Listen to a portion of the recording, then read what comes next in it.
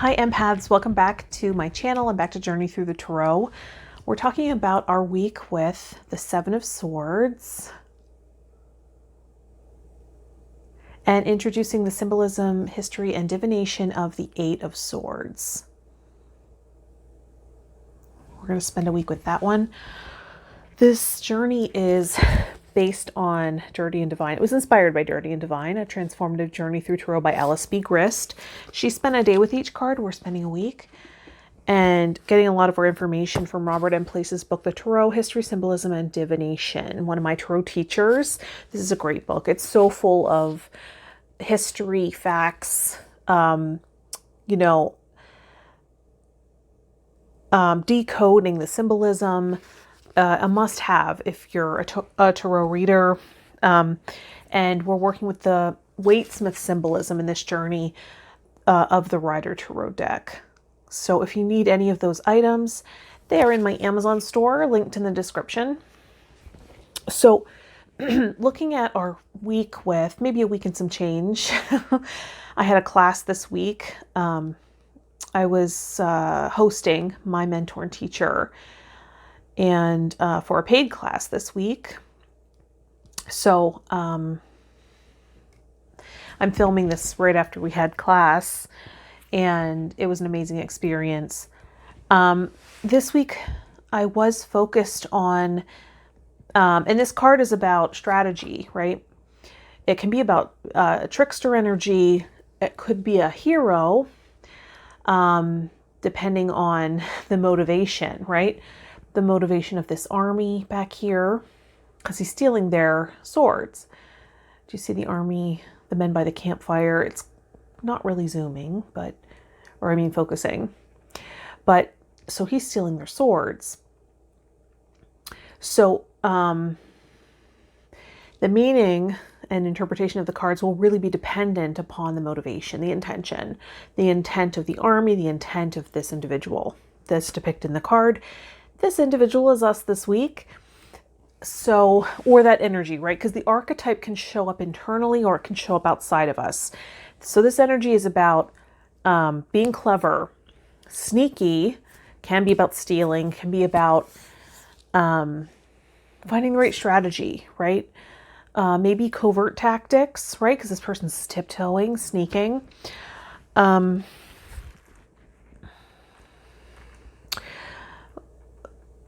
Anxiety, regret of the past, worried about what others think, may not feel ready or wholly qualified for certain aspects of your life. And you will never be ready if you want to be ready. Do not let the past define you.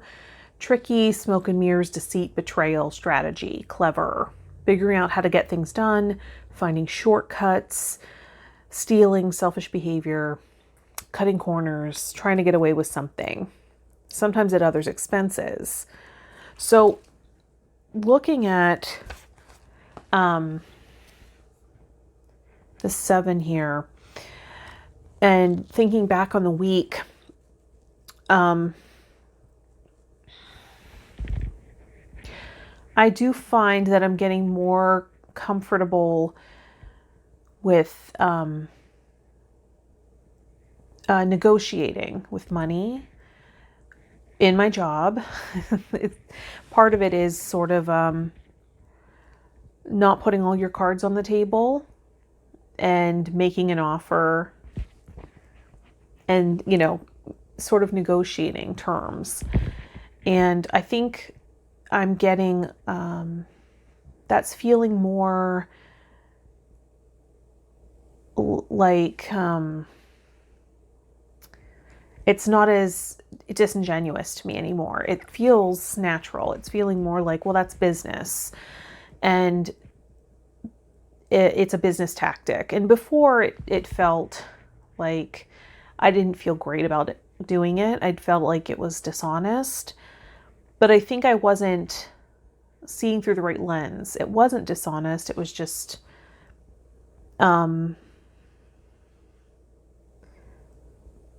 I can't give if someone's not asking for something. So it helped me see that I can comply if someone asks for something. So that was interesting to look at this week, kind of to dissect and feel good about those boundaries and those procedures, the protocol. That it is clever in a way, but it's just protocol. It's not personal. And I mean, it gives me an insight. I also thought a lot about marketing this paid event. And I had a session with my healer around stress being involved when money comes into play. When I'm promoting free events, it's very easy. I have no trouble at all, even though I see the value of what we're offering. I was co-hosting, co-teaching, hosting my mentor and teacher. And the free event, I was able to, get a lot of people to register and just be interested. And it just felt more natural to me than promoting a paid event. I did look at how do I market more strategically and effectively this week. What's some language I could use? I also looked at, right, and I feel like the swords are in alignment with that, as they are the element of air, which is communication. It's also thoughts. It's also, right, the mental plane. So, like, how do I communicate effectively? And maybe that art of influence I was thinking about. And I think that's an important skill to have in anything you do. How to make an interaction more palatable, pleasant, pleasurable, but also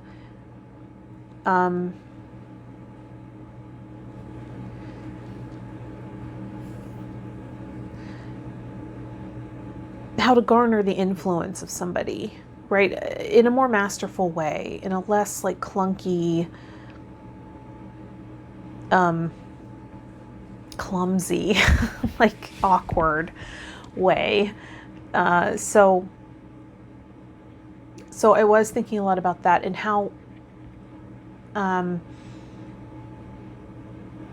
don't measure things internally accurately. And so I've been looking at that. I worked on that with my healer this week, that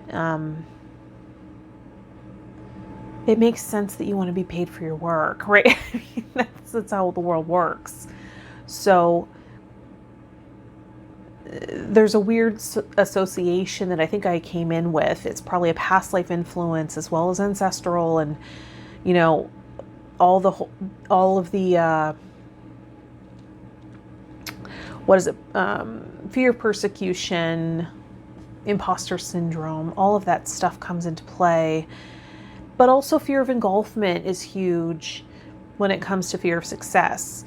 If you were treated cruelly, if you were abused, if you were smothered, if there was enmeshment with a parent and it felt inappropriate, right? It felt like too much. There might be a fear of success associated. So with that fear of engulfment, and I definitely feel like I've been navigating that for a while and integrating more and more of my personal power and boundaries.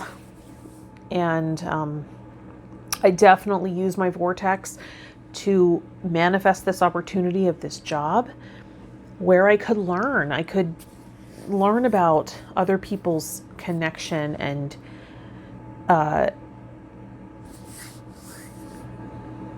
associations and feelings around money and how they spoke about it, their ownership of it, if their attitude and energy based on if they're willing to ask for things, right?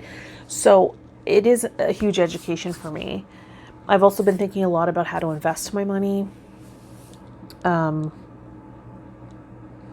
thinking a lot about how to make my money work for me, right? And I've definitely been looking into that. And I think that's strategy. I think, I've been working on that inner work, the work of, creating more harmonious connections with things like finances and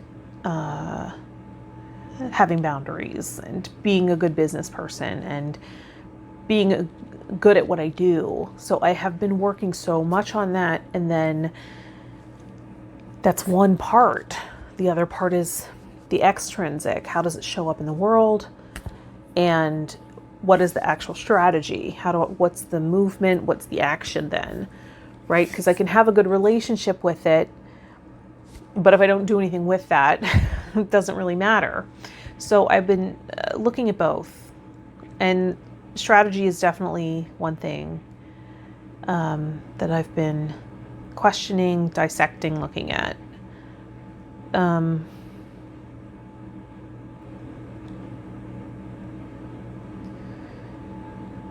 And I don't like the idea of anything being at the expense of another person. I really don't like that feeling. I want things to feel like a win-win.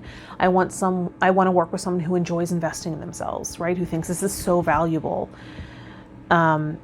Something that came up when I was working with my healer in the session a couple of days ago was that I was sort of sending out the signal of I want to win people over who don't really believe in the work. And, consciously I was thinking that's the last thing I want to do, right? I didn't identify with people who are purists, right, in their healing modality or what they're doing because they want to back the system or they want to prove that Reiki is effective or whatever it is. I don't identify with that. For me, I want to have all these tools, and what's more important to me is that the person in front of me has an experience, a transformation, is given something, or there's an exchange or an awakening, whatever needs to take place for this person to have the experience they're looking for or have the transformation, even if that's a byproduct of what we're doing.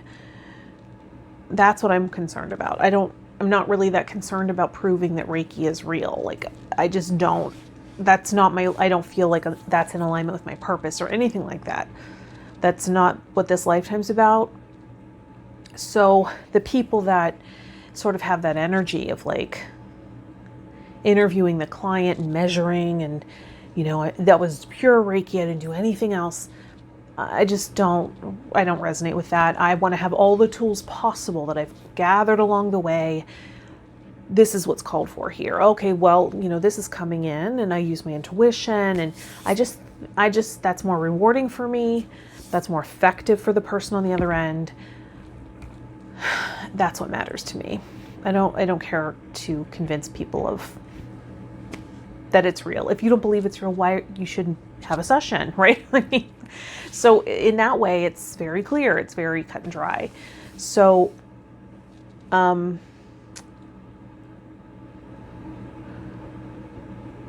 so that came up in this session that I might be sending out that signal of, please, please value this, or, this is valuable, or trying to convince people that this is valuable work. You should sign up for this. And while I think that's true, it shifted into let's magnetize the people that would recognize this as worthwhile or valuable, instead of trying to turn people who aren't going to see it. And that's not my job, and that's never been my intent. But there was something in me that still had that pleasing energy, right? From the wound. From part of my trauma response is pleasing tendencies. So looking at that, and it's multi-layered. So looking at that and dissecting it and sort of not even dissecting it, just eliminating it, like, like getting rid of that. And so that was really interesting to hear that feedback. And because I knew that on the conscious level, and sometimes it takes a minute for that to sort of integrate with the subconscious. But I knew that for a while, that that's not my purpose. I don't want to convince people that what I do is worthwhile. Last thing I want to do, which makes marketing challenging, right? Because part of marketing is speaking to people's pain points and saying, this work can be a resource for you if you're experiencing overwhelm, right? Emotional overwhelm. If you're magnetizing other people's emotions, energies, pain, and suffering, thoughts, agendas, if you don't know who you are, if you feel like this dysphoria, if you are ungrounded, dissociated, this work can help you. Speaking to those pain points, and also, like, what are you gaining? You're gaining a toolkit, a go-to technique, for those moments when you're overwhelmed, those moments where you're triggered back, when you don't quite feel like yourself, when you're carrying something and it doesn't belong to you, but you don't know what to do with it. Here's some tools, right? So that's what we did today. And I know so many people in my life it could have helped, but and the people that showed up were the very people that were meant to be there. Like, I have no question. It was just such a powerful, sacred experience. And if we do it again, I do hope you can make it. It was amazing co-hosting with Shelley. I didn't do as much teaching as we had talked about, but it was, I put so much energy into the marketing of it and editing the footage from the free event to be like a preview for this other event. So a lot of that, I think that this card, the archetype in this card, is good for me because I definitely sometimes don't consider my needs enough. I don't consider what I'm going to get out of something enough. And that there's some self-betrayal in that. So some medicine for that might be some energy about, what am I taking away here? What am I receiving? And maybe prioritizing that, you think? So yeah, I definitely had thoughts of, I started to go into victim consciousness, and I was try to pull that back because I don't like being in that powerless place. I like to feel that I have agency, that I'm creating here in those moments where I'm really aligned and really clear, and really connected to source. But I definitely had some moments where I thought about having really been there for people and supporting their work, promoting their stuff, sharing what they were up to, and with not with an agenda, just because that's my nature. And then looking around and thinking, who's there for me in that way? It made me consider,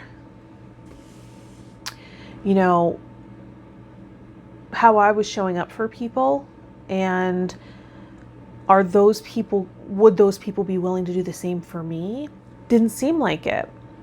Now I realize that, this work is very,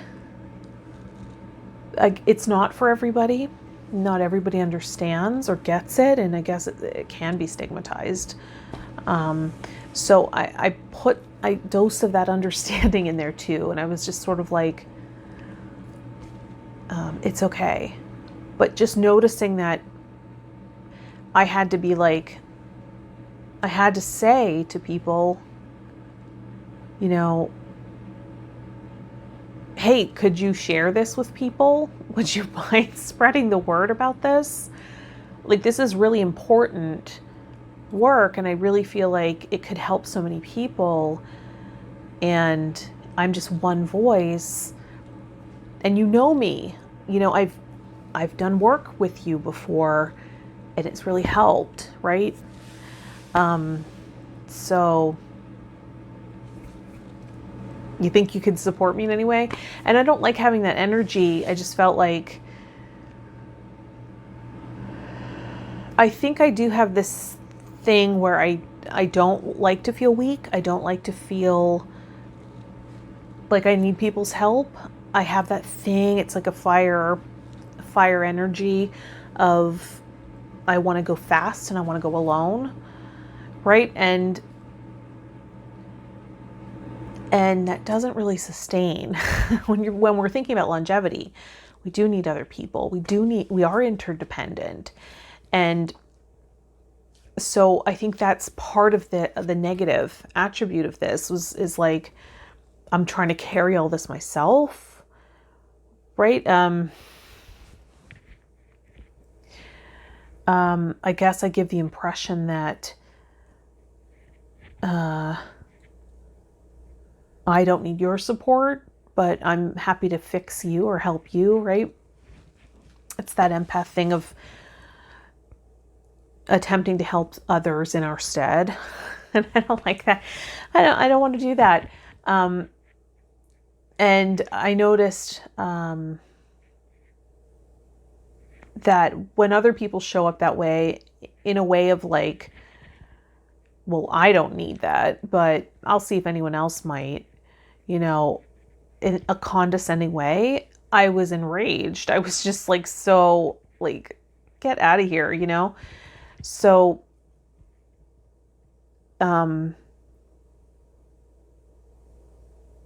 like that's so off-putting. It's so annoying. So I'm getting self-reflective about what am I putting out there, because I think that there are so many people that are just not socialized. They just don't understand interaction with other human beings. I'm just getting so much of that, and it's really like, it's one thing to be authentic and real, right? I really value that. Even commanding respect, like, yeah, do it. It's just, I know that something just fell. I've just been noticing, like, talking with customers at my job, they just don't understand how to talk to people. Like, and it's interesting because when I did customer service in New York City and it was face to face, I got treated much differently than I do on just the phone and supporting people. And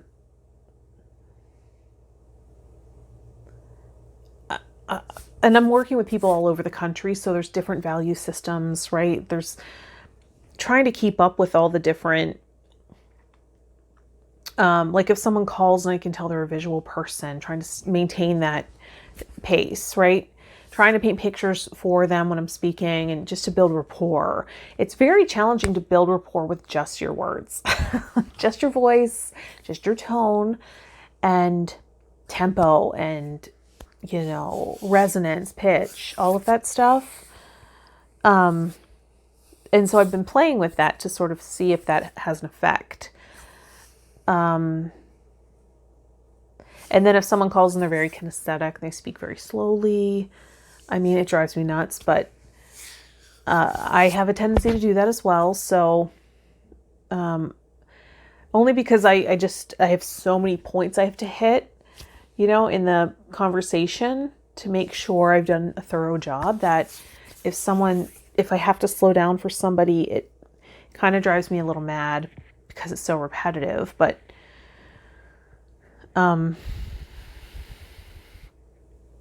But it does save me in the end if there's anything I have to deliver that's maybe unpleasant, or if we hit an issue, right, or there's a tech issue, or there's a glitch in the system or something, or they ask a question that I don't quite know the answer to, but I sort of have to come up with something that sounds feasible. It's always smoother sailing if I've built rapport. So I understand that that's an important strategy, an important step in the process. It's just, sometimes I just want to be who I am. And some people appreciate it and some people don't. So I don't always have the energy to think about all these things. But I'm doing the best job I possibly can. I don't know how to do it any differently. And then working with clients on top of that and doing this class was kind of a stressor just leading up, because I felt like I didn't want to disappoint my mentor and have like a disappointing turnout or whatever. But it was really good. So I was really pleased with it. What else came up this week?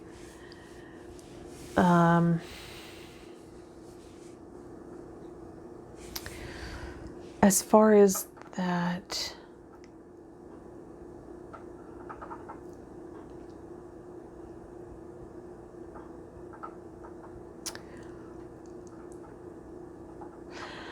I'm doing a couple of different manifestation practices. And so that's learning strategy, right? And that dealing with the thoughts and triggers and what takes you out of state, and noticing it, like in the environment, is there a visual stimuli or visual stimulus that takes you out of state, right? End state, dealing with emotions and resonance, and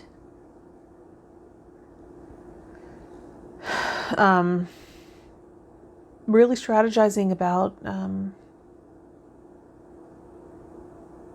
inner state currently. And then I'm also in a vocal class that's really interesting. And the first strategy we learned was mimicking other people. And I found out I'm not really that good at it. I'm not really good at mimicking. And I knew that because I had a voice teacher or vocal coach who did a lot of call and response. And I just wasn't that good at it. Like, I just wasn't that great at taking in all the stuff she was doing and then repeating it back. If she was doing phrase after phrase after phrase, then I had to repeat it back. I just couldn't remember all the little tiny nuanced details. So that's a weakness for me, and I'm not great at like listening to a melody and then repeating it back, or a dialect. I'm not good at that. I learned that in musical theater conservatory, where dialects class, it was rough. I needed to actually write out all the replacements for vowels and everything. Like I needed that visual cue to help anchor it down for me. But that's also how I read music, because I've read music. It's very supportive for me to see the notes written out. It's a little more challenging for me and then to also get it in my muscle memory. That same voice teacher that did the call and response stuff, that was really that was a weakness. I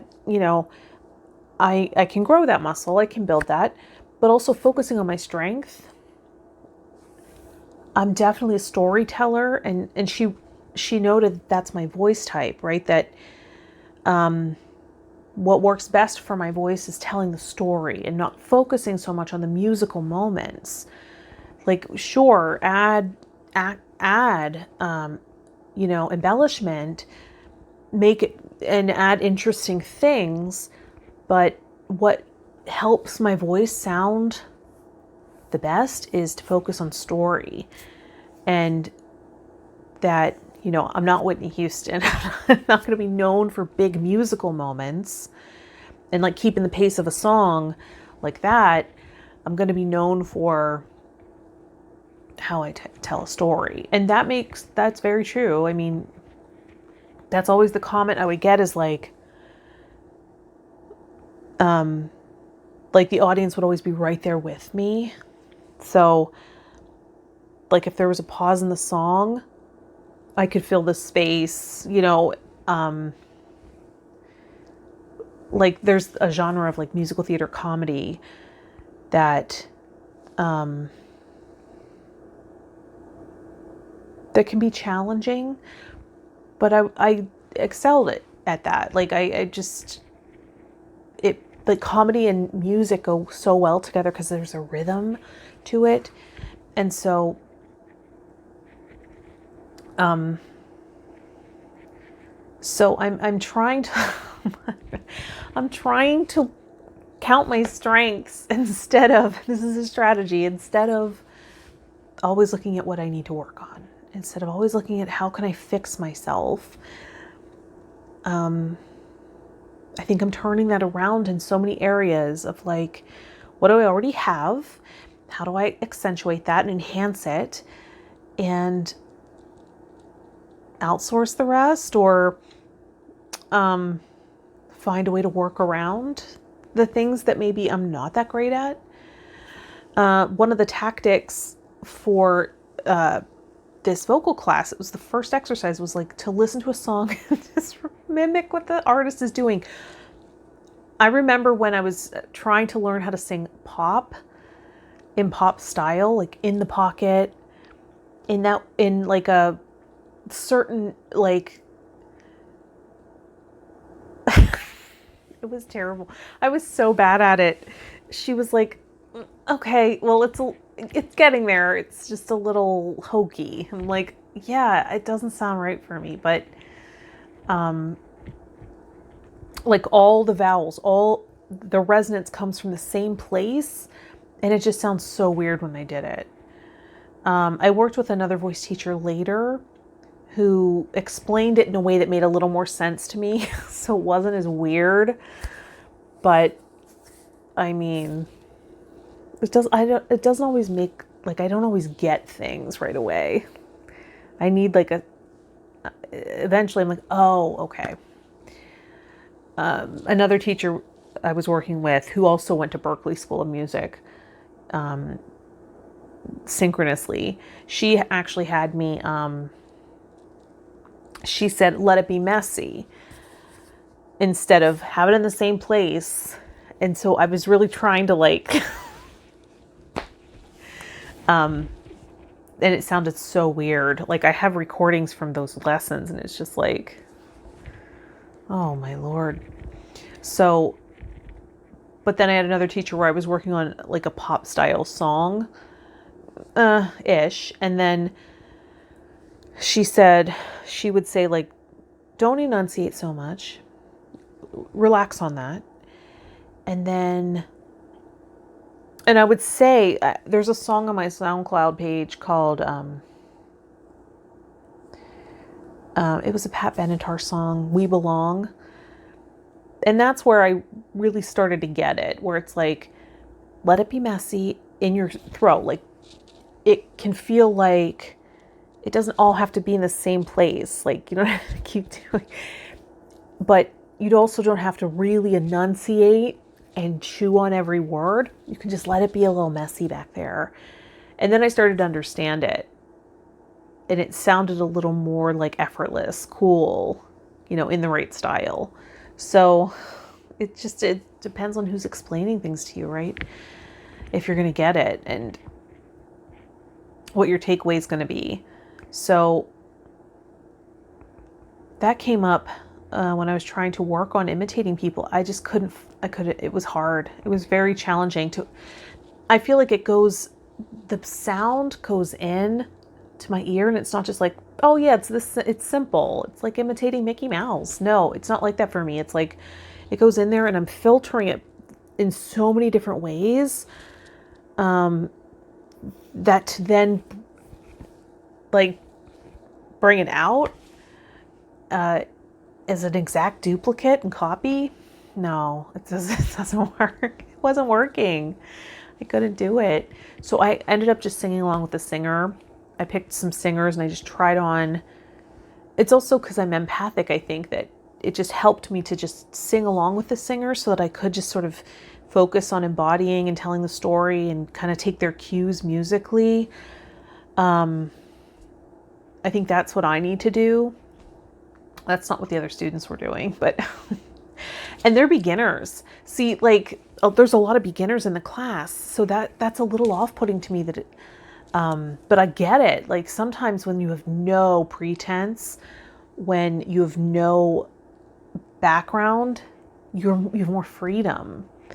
I've noticed that a lot. And having a classical background, I just felt so much pressure to deliver all the time and to be perfect that it just sabotaged me so much as a performer. So yeah, and I took this class to have fun, not to just like grow and have fun and explore, not to like be the best singer in the world. So I'm going to do the best I can and not make it another stressor in my life and have fun. It's like an outlet. I don't need to prove anything to anybody. So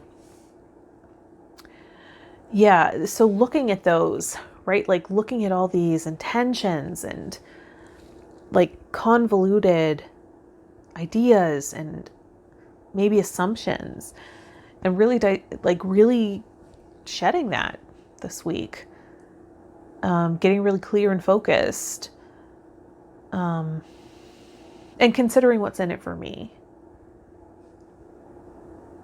Sometimes I think that's healthy. That's good. So it's good for an empath. Think about that sometimes. So that's what I was thinking about this week. That's the stuff that came up.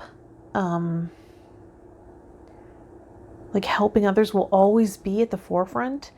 It's just necessary to think about what's the payoff for me too, and what am I doing for myself and self-care. And so let me know in the comments what you were experiencing with the 7. And let's move on to the 8. Okay, so moving on to the 8 of Swords. A woman is blindfolded and bound, standing in the marshy wasteland outside of a city. 8 swords are stuck in the ground around her like the bars of a cage. The swords are like negative thoughts that have cut the woman off from others and bound her in her fear, anger, and depression. This card can also mean incarceration and isolation. Weight suggests that the situation is temporary. And that was from Robert M. Place's book. So what might it mean if this card shows up in a spread for divination? Stuck, self-imprisonment, trapped in own head, choosing to stay entrapped or stuck. A woman bound and hoodwinked with the swords of the card about her. Bad news, violent chagrin, crisis, censure, power and trammels, conflict, calumny, also sickness. And Alice B. Grist's intuitive meaning: you hold the key to your own freedom, but you are so wrapped up in anxiety, fear, and self-doubt, you cannot see that. You are all you need to escape any situation or unhappy thinking. You must unwind the emotions that hold you back and stop the limiting thoughts. There is a bigger picture here, and you are at the heart of your life. Already life is asking you to release, and your well-being depends upon it. Interesting, because that came up a lot in the workshop we just did. Focusing on the heart and that being the signature of your soul. And then we'll go to the Biddy Tarot. What is Bridget's meaning here? Negative thoughts, self-imposed restriction, imprisonment, victim mentality. The 8 of Swords reveals that you feel trapped and restricted by your circumstances. You believe your options are limited with no clear path out. You might be in an unfulfilling job, an abusive relationship, a significant amount of debt, or a situation way out of alignment with your inner being. You are now trapped between a rock and a hard place with no resolution available. However, take note that the woman in the card is not entirely imprisoned by the 8 swords around her, and if she wanted to escape, she could. She merely needs to remove the blindfold and free herself from the self-imposed bindings that hold her back. When the 8 of Swords appears in a tarot reading, it comes as a warning that your thoughts and beliefs are no longer serving you. You may be overthinking things, creating negative patterns, or limiting yourself by only considering the worst-case scenario. The more you think about the situation, the more you feel stuck and without any options. It is time to get out of your head and let go of those thoughts and beliefs holding you back. As you change your thoughts, you change your reality. Replace negative thoughts with positive ones, and you will start to create a more favorable situation for yourself. The 8 of Swords assures you there is a way out of your current predicament. You just need a new perspective. You already have the resources you need, but it is up to you to use those resources in a way that serves you. Others may be offering you help, or there may be an alternative solution you haven't yet fully explored. Be open to finding the answer rather than getting stuck on the problem. The 8 of Swords is often associated with a victim mentality. You surrendered your power to an external entity, allowing yourself to become trapped and limited in some way. You may feel that it isn't your fault. You have been placed here against your will. You may feel like the victim, waiting to be rescued, but is this energy serving you? If not, it is imperative you take back your power and personal accountability and open your eyes to the options in front of you. The fact is, you do have choices. Even if you do not like them, you are not powerless. At times, the 8 of Swords indicates that you are confused about whether you should stay or go, particularly if you are in a challenging situation. It is not as clear-cut as you would like, making the decision very difficult. You have one foot in, hoping things can work out, but your other foot is out the door, ready to leave. The trouble is that you worry either option could lead to negative consequences. And so you remain stuck where you are. Again, this card is asking you to get out of your head and drop down into your gut and your intuition so you can hear your inner guidance. Your thoughts are not serving you right now, but your intuition is. Trust yourself. So I'm excited about what experiencing that archetype this week might mean for us. And acknowledging that some of those confined feelings and isolating tendencies are impermanent, that we can shift that, and the power is in our hands.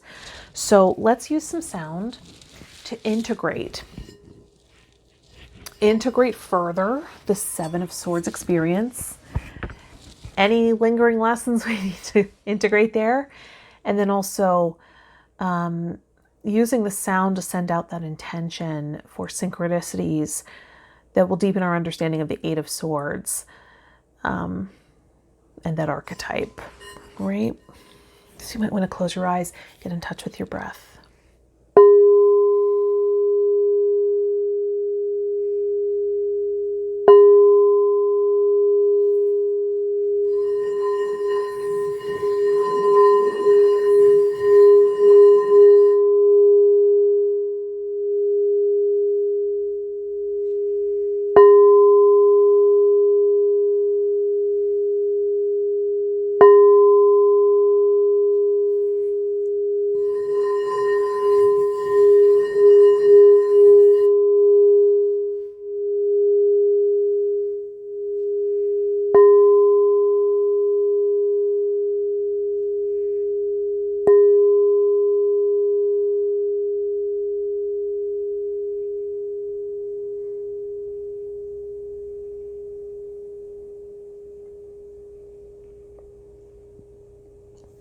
Beautiful. Coming back to the room. Thank you so much for taking this journey with me. Thanks for liking the video and subscribing to the channel. If you haven't already, I really appreciate it. Let me know in the comments what you're going through with this journey. Are you feeling that resonance with the archetypes? And are you deepening your understanding and wisdom around the cards and the symbols here? If you want to reach out, have a session, personal healing session, or Find me on social media. Those links will be in the description of the video, all right? I will see you in the next one. Bye, Empath.